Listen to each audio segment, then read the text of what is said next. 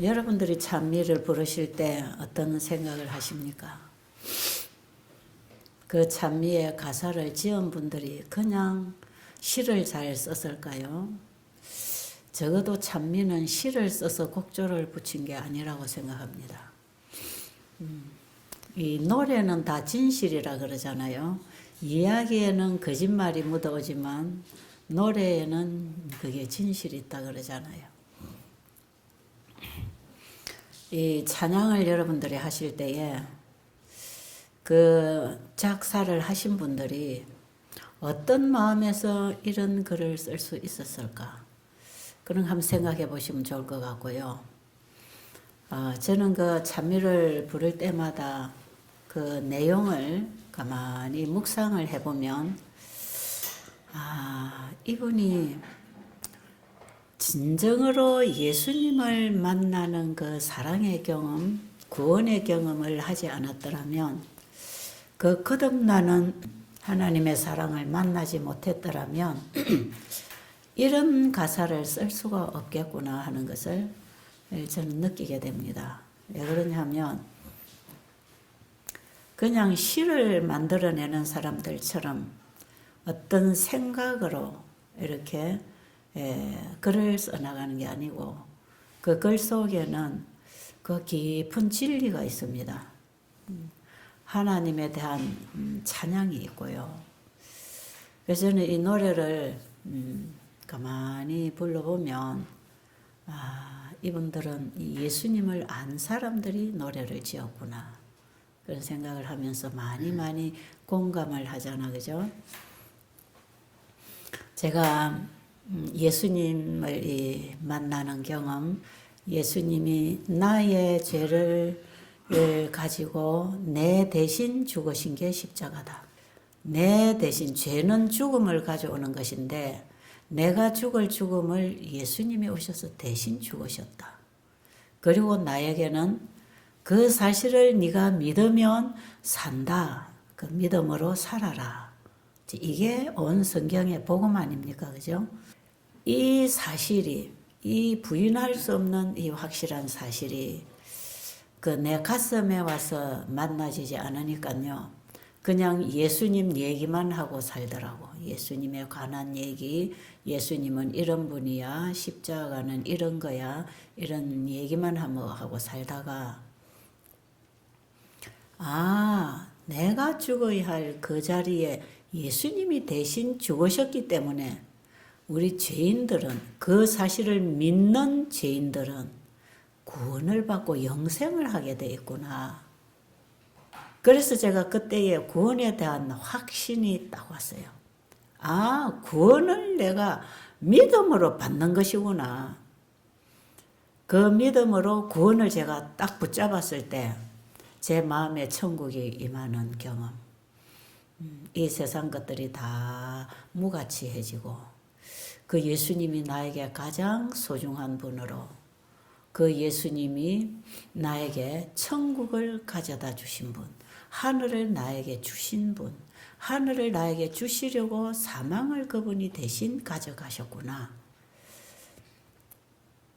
이 사실이 그냥 제 가슴 속에서 딱 믿어지잖아요. 이게 딱 믿어질 때 제 마음에 천국을 이제 받게 되었고, 그 천국은 주님의 사랑으로 누리게 되는 것. 그래서 예수님을 사랑하는 마음, 이런 게 내 마음에 이제 임한 것이요. 이게 임했어요. 내 것이 아닌 게 오더라 이 말이죠. 이게 믿음으로 받는 구원입니다. 저는 그걸 분명하게 경험을 했기 때문에 그 이후로 이런 경험을 한 사람들이 하는 간증이나 설교나 찬양이나 그 고백을 하고 있는 성경의 저자들이나 이제부터는 성경을 읽을 때, 설교를 듣거나 찬양을 할 때에 그 가슴들이 만나지는 거 있잖아요. 만나집니다. 그래서 성경의 저자들이 이런 가슴으로 이런 표현을 한 게 이게 성경이구나. 그 사도 바울이 수없이 복음에 대해서 얘기하고 그 예수님 전하고 싶은 그 한 가지 마음을 가지고 누구를 통해서든지 예수님만 전파되면 좋다고 고백한 그 사도 바울. 그리스도의 사랑이 우리를 강건하는 그 사랑에 강건되어서 내가 일꾼이 되었다. 내가 예수님을 전하는 일꾼이 되었노라고 고백하는 그 바울의 감정이 이제 뭔지 제가 같이 느끼는 거죠. 그래서 성경을 보면 아멘, 아멘. 그 아멘은 어디서 오는 겁니까? 공감합니다. 같이 느꼈습니다. 동의합니다. 예, 이 말의 뜻에 저도 동의합니다. 공감합니다. 이런 뜻이거든요. 성경을 보면 아멘, 그렇지, 그렇지. 이제 이렇게 성경이 읽어지기 시작하죠. 예, 그 이전까지는 성경이 참 막연합니다. 글자로 내용으로만 읽고 공부를 해서 이해를 하려고 하니까 얼마나 막연하고 어려웠겠습니까? 그런데 그 예수님의 사랑이 가슴 속에 딱 만나지고 나니까 어렵지 않아요. 아, 이거는 이런 가슴을 전달하기 위해서 이런 표현을 했구나. 옛날에 이해가 되지 못해서 하나님이 무서웠고 벌을 주는 하나님. 아, 이래서 병도 하나의 저주고, 예, 내가 살다가 어려움을 당하는 것도 이 하나의 벌칙이구나. 내가 잘못하면 하나님이 이렇게 벌을 주는 거구나. 그런 하나님이 네가 잘못한 거 그거 내가 다 책임졌다. 네한테 그런 어려움이 오는 것은 내가 너에게 말한 대로 네가 안 했기 때문에 그런 어려움이 온 거야. 지금이라도 그 잘못한 그 죄를 내가 다 책임졌다는 걸 믿고 다시 시작해 봐라.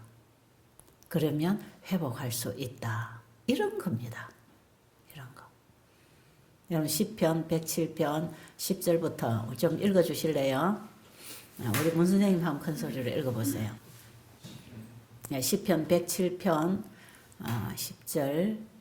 10절부터 제가 그 말씀을 옛날에는 읽다가요 굉장히 하나님 오해하게 됐거든요. 그런데 이 예수님을 알 후로 그 말씀이 다르게 이제 저에게 들려집니다. 한번 읽어보세요. 사람이 흑암과 사망의 그늘에 앉으며 곤고와 쇠사슬에 매임은 하나님의 말씀을 거역하며 지존자의 뜻을 멸시함이라. 또 그러므로 그가 고통을 주어 그들의 마음을 겸손하게 하셨으니. 예, 그러므로 그가 고통을 주어 하는 거 있잖아요. 예, 됐습니다. 그러므로 그가 고통을 주어 우리를 괴롭게 하셨다. 그러죠? 그럼 하나님 벌 준 거 아닙니까? 그렇죠? 내가 하나님의 말씀을 거역하고 지존자의 뜻을 멸시하니까 하나님이 나한테 고통을 주어 우리를 이렇게 고통스럽게 해서 우리가 아무것도 할 수 없도록 이렇게 되었구나. 그 고통을 주어 하는 그 말씀을 저는 옛날에 이해를 못했어요. 그 하나님의 품성을 이해를 못하고 읽으니까 아, 하나님은 벌 주는 분이지. 잘하면 복 주고 잘못하면 벌 주는 그런 하나님이구나. 자, 그런 식으로 이해를 했댔어요. 그런데 나의 죄를 예수님이 다 가지고 죽으셨다고 할 때에 지금까지 내가 지어온 죄, 현재 가지고 있는 죄, 앞으로 지을 죄, 살아있는 동안에 끊임없이 나올 내 안에 본성적인 죄, 이 모든 죄를 예수님이 가지고 죽으셨다는 것입니다. 예수님이 이 죄를 가지고 십자가에 죽으셨으므로 그분이 그 피를 가지고 하늘 성소로 올라가셨고 1844년 이후에 하늘 지성소로 들어가셔서 이제 그 주님을 믿는 자, 내 죄를 대신해서 그분이 죽으셨다는 그 사실을 믿음으로 예수님의 사랑, 그분의 의를 받아들인 이 칭의를 입은 사람들이 그 사랑에 의하여 그분의 뜻에 순종하고 살아가는 그들을 우리 속에 있는 죄까지 앞으로 살아가면 지을 죄, 우리 속에 가는 모든 죄, 행한 죄와 행하지 않고 속에 들어있는 죄까지 그걸 다 이제는 지워버리려고 도말해버리려고 우리 죄인을 죄의 흔적으로부터 온전히 건져주셔서 깨끗하게 정결하게 해주시려고 예수님이 지금 하늘 지성소에서 믿음으로 그분에게 회개를 하고 나오는 자들에게 죄를 도말해 주신다는 것입니다. 이 복음이 이제 이해가 되면요. 성경을 읽을 때에 죄값을 우리에게 돌리지 않는다는 것을 이해하게 되어 있습니다. 그래서 저는 그 말씀을 어떻게 이해를 하게 됐냐면 제가 늘 얘기하잖아요. 우리에게 병이 오는 것, 불행이 오는 것, 고통이 오는 것, 이것은 하나님이 우리에게 주시는 게 아니고 죄가 우리를 끌어갈 때에 그 결과를 우리가 만나는 거거든요. 우리가 하나님의 말씀을 거역하고 지존자의 뜻을 멸시하고 내 생각대로 내 계획대로 내 식대로 죄의 종으로 살아갈 때 우리가 이렇게 고통을 당하게 되는 것은 그 하나님이 우리를 보호하기 위하여 세워놓은 법칙에 그분의 말씀에 불순종하게 되면 우리에게 고통이 온다는 것이 그 법이 가지고 있는 공의성입니다. 그게 공의입니다.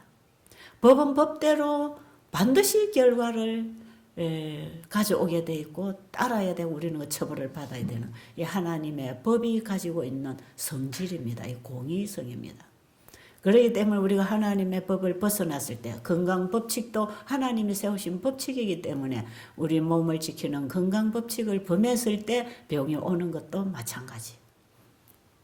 법을 범하고 살아가면 고통이 온다, 병이 걸린다 말이죠.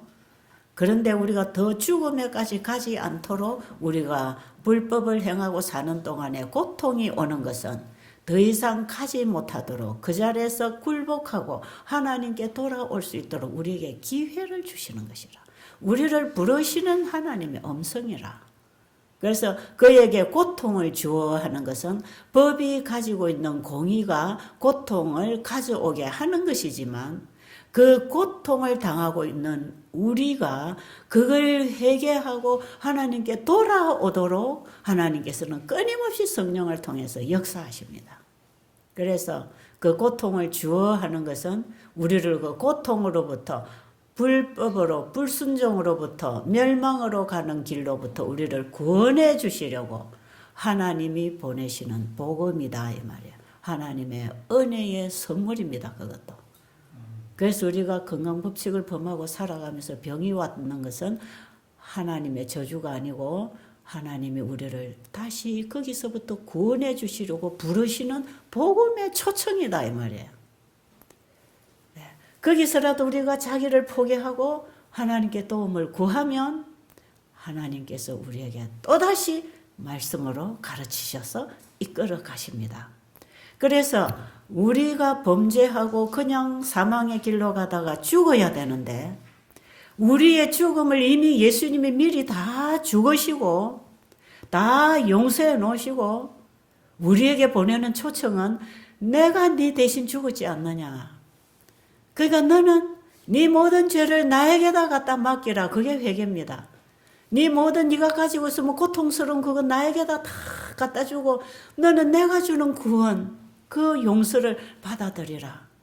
그걸 우리가 믿음으로 받을 때 그분을 사랑하게 되는 그 사랑이 의다 이 말이에요. 그래서 그 율법 속에는요. 공의만 있으면 이건 하나님 무서운 하나님이요. 이거는 사랑이 없는 하나님이요.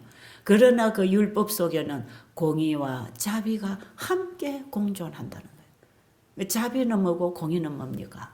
공의는 법은 법대로 처벌을 해야 되는데 법대로 처벌을 하면 죄전 사람이 죽어야 되는데 하나님의 자비는 네가 죽을 그 죽음을 내가 대신 죽었다. 그게 자비 아닙니까? 그게 용서입니다. 내가 죽어야 할 죽음, 내가 당해야 할 고통을 예수님 그분이 직접 당하시고 죽으시는 그게 자비, 용서 아닙니까? 그래서 하나님의 법이 사랑이라고 할 때는 이것이 공의와 자비가 함께 공존합니다. 이게. 사람이 만든 법에는 자비가 없습니다. 그냥 공의만 있지요. 그래서 우리가 세상 법을 범하면 처벌을 받아야 됩니다. 사형을 당하든지 감옥 생활을 하든지 우리는 법대로 우리가 처벌을 받아야 되는 게 법이 가지고 있는 공의성 아닙니까? 그런데 하나님이 세우신 이 법에는 자비가 같이 와 있기 때문에 그 법이 사랑입니다. 사랑. 우리가 죄인이라는 사실을 깨닫도록 하기 위해서 네가 가고 있는 그 길이 사망의 길이라는 것을 깨닫도록 하기 위해서 그 법을 통한 공의를 그분이 행하시는 거예요. 그러나 거기에는 언제나 용서와 자비가 있다는 거. 하나님의 말씀, 하나님이 주시는 법은 다 그렇습니다. 다 그래요. 그러니 하나님 얼마나 고맙습니까? 그 하나님을 우리가 어떻게 사랑하지 않을 수 있고 어떻게 고맙게 생각하지 않을 수 있고 어떻게 그 하나님에 대해서 감사와 감격이 없을 수가 있나요? 그런 하나님, 지금 여러분이 처해 있는 이 상태에서 하나님은 다시 돌아오면 지금까지 네가 잘못 살아온 죄는 내가 다 책임졌으니까 네 다시 시작해라. 그리고 우리에게 복음을 주시고 회복을 주시고 새 인생을 주시겠다는데 잃어버린 영생을 또한 주시겠다는데 어떻게 그분이 감사하지 않을 수 있나요? 너무나 이 사랑에 무감각하고 있다는 거 이거 왜 이럴까요? 사단이 우리의 마음을 완전히 점령하고 있어서 그렇습니다. 그래서 우리가 기도할 것은요. 예수님 나를 죄로부터 구원해 주세요. 이 죄의 세력으로부터 나를 건져주세요. 나를 좀 구원해 주세요. 그 기도를 우린 지금 해야 됩니다. 그 기도가 필요합니다. 요한복음 9장 1절로 보면 예수님이 제자들하고 길을 가실 때에 나면서부터 맹인된 자를 만났습니다. 나면서부터 맹인이 됐단 말이에요. 그러니까 제자들이 예수님에게 선생님, 이 사람이 나면서부터 맹인으로 태어난 것이 네 죄로 인함이오니까 이렇게 묻습니다. 이게 질문이 이제 잘못된 거죠. 질문이 우리 죄인식으로 하는 질문입니다. 선생님, 이 사람이 나면서부터 맹인이 됐으니까 이거 분명히 누구 죄로 인해서 벌 받은 거 아닙니까? 그러면서 자기의 죄로 인함이오니까 그 부모의 죄로 인함이오니까 이렇게 묻는 거예요. 이 사람이 분명히 맹인이 된 것은 자기가 죄를 지었든지 자기 부모의 죄로 인해서든지 이는 죄의 벌이라고 생각했기 때문에 그런 질문이 나온 거죠. 그때 예수님이 뭐라고 하시냐면 그의 죄로 인함도 아니고 그 아버지 부모의 죄로 인함도 아니다. 하나님의 영광을 위하여 있는 것이다. 그리고 진흙을 일겨서 눈에 발라주면서 실로 못에 가서 씻고 오라고 했을 때 씻고 오니까 눈이 떠였습니다. 예수님은 눈을 치료해 주셨습니다. 이 얘기 속에 들어있는 복음이 지금 제가 설명하고 있는 이 복음 똑같은 얘기입니다. 자, 분명히 이 맹인으로 태어난 것은 죄의 결과인 것은 틀림없습니다. 그렇죠? 죄로 인해서 병이 옵니다. 죄의 본질, 질병의 본질은 죄라고 늘 제가 얘기하잖아요. 우울증의 본질도 죄라는 것.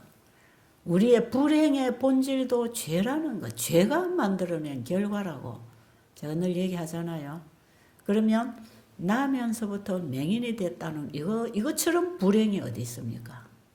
저는 요즘에 성경에 맹인 얘기하면 옛날에 제가 잘 볼 때 생각하고 지금 제가 잘 보이지 않은 지금의 제가 그 맹인을 생각할 때 그 맹인의 심정을 읽는 제 가슴이 다릅니다. 내 경험을 가지고 그 맹인의 심정, 그 상태를 제가 볼 수 있는 거 아니겠어요? 근데 나면서부터 아무것도 보지 못하고 맹인으로 태어났다는 것만큼 불행한 일이 어디 있겠습니까? 사랑하는 가족의 얼굴을 볼 수 있습니까? 이 아름다운 자연을 볼 수 있습니까? 볼 수 있는 것들이 얼마든지 많은데도 그것을 통하여 하나님을 알고 배울 수 있는 교재들이 얼마나 많은데도 이런 것들 하나도 보지 못하고 산다는 것이 얼마나 불행한 일이에요. 그런데 제자들이 이것이 하나님이 죄로 인하여 내린 벌이 아닙니까? 이럴 때 예수님께서 그런 게 아니다. 다 이게 하나님의 영광을 위해서 있는 거다. 하나님의 영광을 위해서 뭐예요? 하나님의 품성을 우리가 이걸 통해서 볼 것이다. 분명히 죄로 인해서 병이 들거나 맹인이 된 거는 맞다. 그러나 그 죄값을 죄인에게 돌리지 아니하시고 그분 자신이 받으시고 저주와 죽음을 받으셨다는 그분의 품성이 우리에게 드러나는 것. 그분의 품성을 우리가 아는 것이 하나님의 영광을 보는 것입니다. 예수님은 하나님의 영광을 우리에게 보여주셨습니다. 그분은 맹인의 눈을 고쳐주셨고 맹인이 맹인되어야 할 것 죄값을 그분이 친히 담당하고 죽으셨습니다. 예수님은 이 땅에 오시기 이전부터 죄가 있는 그곳에서부터 예수님은 죽으셨습니다. 예. 그리고 앞으로 네 자손들의 모든 죄를 위해서 내가 다 죽었다. 그것을 실제로 이 땅에서 보여주시기 위해서 예수님이 사람 되어 이 땅에 오셨고 2000년 전에 갈보리 십자가에서 죽으셨습니다. 분명한 사실입니다. 이것은 역사가 증명하고 있는 분명한 사실입니다. 로마 시대에 로마가 세계를 통치하던 로마 시대에 우리가 세계사를 공부하면 로마 시대에 예수님이 탄생하셨습니다. 성경의 예언이 역사 속에서 이루어졌습니다. 분명히 이것은 사실입니다. 그 사실을 지금 우리는 성경과 예언을 통해서 분명히 알려진 그 사실을 지금 우리는 성경을 통해서 역사를 통해서 보고 있다면 어떻게 그 사실을 부인할 수 있겠습니까? 그렇지 않으세요? 저는 그 사실 앞에 제 가슴 속에 비추오는 빛이 있었습니다.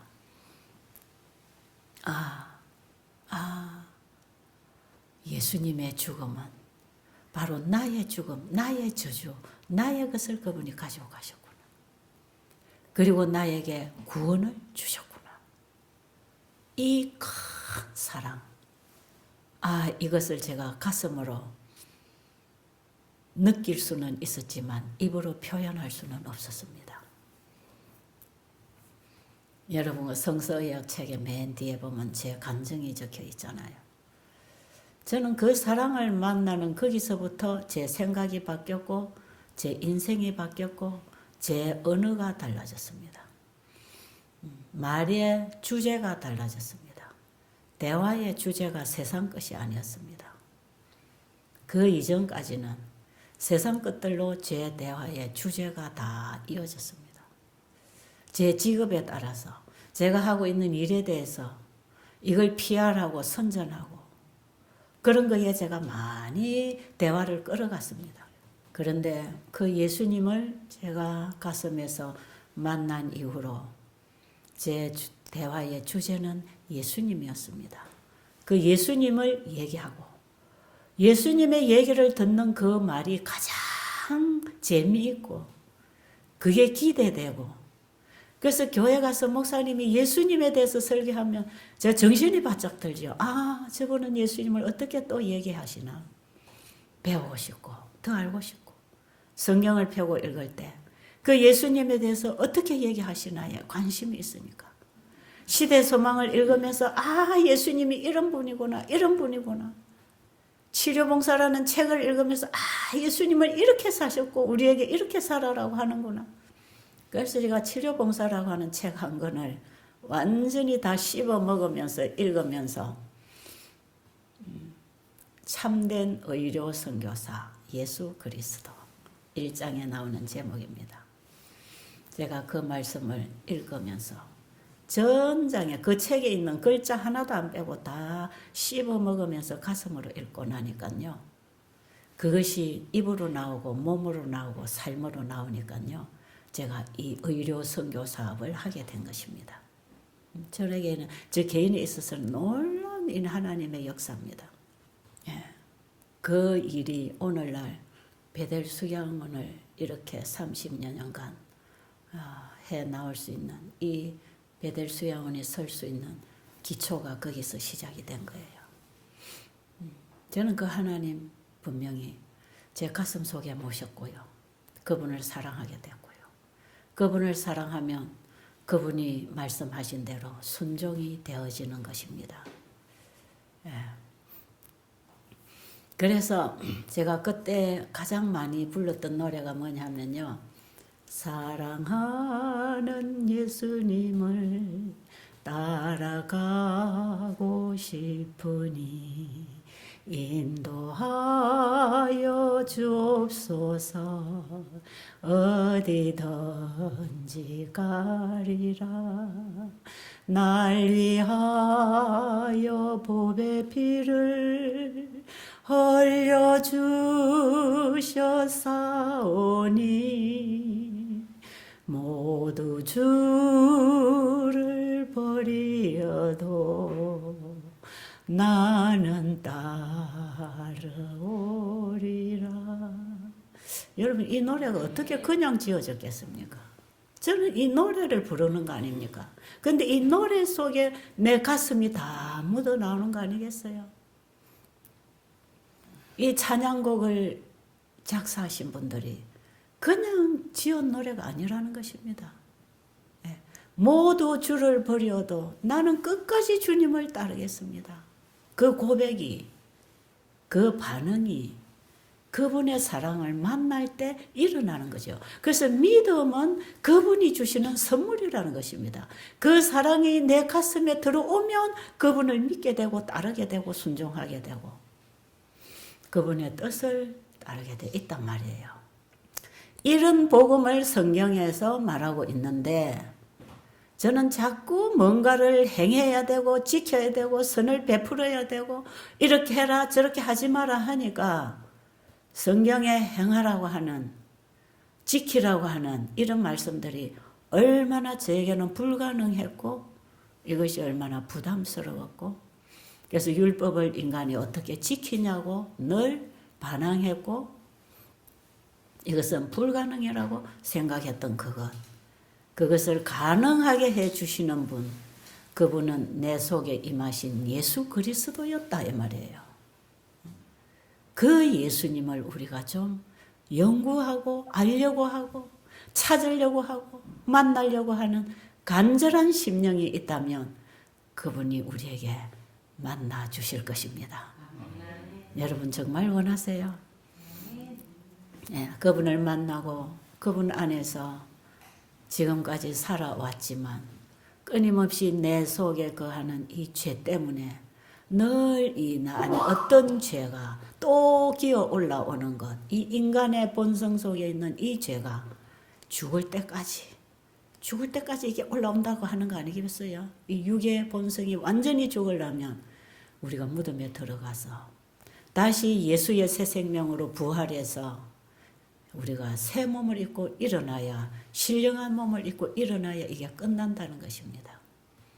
그런데 이 죄를 완전히 도말해 주시려고 이걸 지워 주시려고 지금 예수님이 하늘 지성소에서 우리를 부르시고 오라고 하는 것입니다. 믿음으로 나에게 회개와 믿음으로 나에게로 오라고 부르십니다. 지금 우리는 그 예수님께로 가야 합니다. 여러분 정말 이 속에 죄가 싫다면 이 죄가 지금도 나를 질투하게 하고 지금도 시기하게 하고 지금도 원망하게 하고 원한을 풀지 못하고 있는 이런 가슴 이 자아중심 자기를 사랑하는 이 교만의 죄가 지금도 나를 꽉 물고 있다면 여기서부터 구원해 달라고 주님께 구하시기 바랍니다. 지금까지 살아오면서 행한 죄뿐 아니라 지금도 행하고 있는 죄뿐 아니라 내 속에 들어있는 이 죄까지를 주님께 가지고 가서 그 죄로부터 구원을 받기를 간구하시기 바랍니다. 의에 줄이고 목마른 자는 복이 있나니 배부를 것이라 그랬잖아요. 의로 채워지는 경험. 제가 오늘 아침에도 그런 기도했습니다. 주님, 저는 배고픕니다. 주님의 사랑에 배고프고 주님의 의에 배고픕니다. 내 속에 끊임없이 죄가 도사리고 있습니다. 제가 고개를 쳐들고 있습니다. 기회만 있으면 나를 넘어뜨리려고 지금 죄가 고개를 쳐들고 있습니다. 내 속에 하나님의 사랑으로 충만하게 채워주세요. 정말 저는 예수님의 사랑에 배가 고픕니다. 예수님의 의에 줄이고 목말라 있습니다. 주님의 것으로 채워주신다고 약속하셨잖아요. 의에 줄이고 목마른 자는 배부를 거라고 주님이 약속하셨잖아요. 그러니까 제 속에 이걸로 채워주세요. 제가 아침에 그런 기도를 하고 하나님께 때를 쓰고 나 여기서부터 자유롭고 싶습니다. 예, 채워주세요. 약속하셨네. 분명히 여기 약속하셨잖아. 마태복음 5장의 팔복에 우리에게 복을 선언하실 때 그 팔복 중에 심령이 가난하고 마음이 청결하고 그 다음에 의에 줄이고 목마른 자들 다 하나님께서 천국으로 채워주신다고 약속하셨잖아. 여기 약속하셨네요. 주님이 이렇게 직접 말씀하고 가셨지 않습니까? 그러니 나에게 이걸 주세요. 저 이거 받고 싶어요. 하나님의 사랑으로만 그 의로만 충만해지고 싶어요. 내 속에 있는 죄를 도말해 주시려고 지금 하늘 지성소에서 나를 부르고 계시잖아요. 예수님, 저는 지금 주님 앞에 가서 이거 해결하고 싶습니다. 저를 인도해 주세요. 저에게 회개시켜 주세요. 그리고 죄를 가져가시고 저에게 의를 충만하게 채워주세요. 지금 제가 가장 사모하는 것은 바로 그겁니다. 그 나라와 의, 그분의 의에 줄이고 목마른 이 심령, 죄로부터 정말 해방되고 싶은 이 심령, 주님이 저에게 치료해 주실 걸 오늘도 저는 포기하지 않습니다. 주님, 제가 살아있는 동안에 저는 끊임없이 이 문제를 가지고 주님께 갈 것입니다. 주님이 속죄사업을 끝내는 그 순간까지 저는 희망이 있습니다. 제가 목숨이 다하는 그 시간까지 희망이 있습니다. 예, 저는 그거 하고 싶습니다. 예수님이 지성소 사역으로 우리의 죄를 완전히 믿는 자의 죄, 의인들의 죄를 완전히 도말해 주시고 나면 그 사업이 끝나시면 이제 그 사역 끝내신 즉시로 예수님은 속죄하시는 대제사장의 옷을 벗으시고 재림하실 왕으로 왕복을 입으시고 이 땅에 재림하실 일이 남아 있습니다. 지금 우리는 그 지점에 살고 있습니다. 그렇기 때문에 지금 우리는 그 주님께로 가는 일이 이 세상에 무엇을 구하는 것보다 무엇을 얻는 것보다 더 중요하다는 사실을 아시고 우리가 그 주님께로 가까이 다가가게 되시기를 간절히 바랍니다.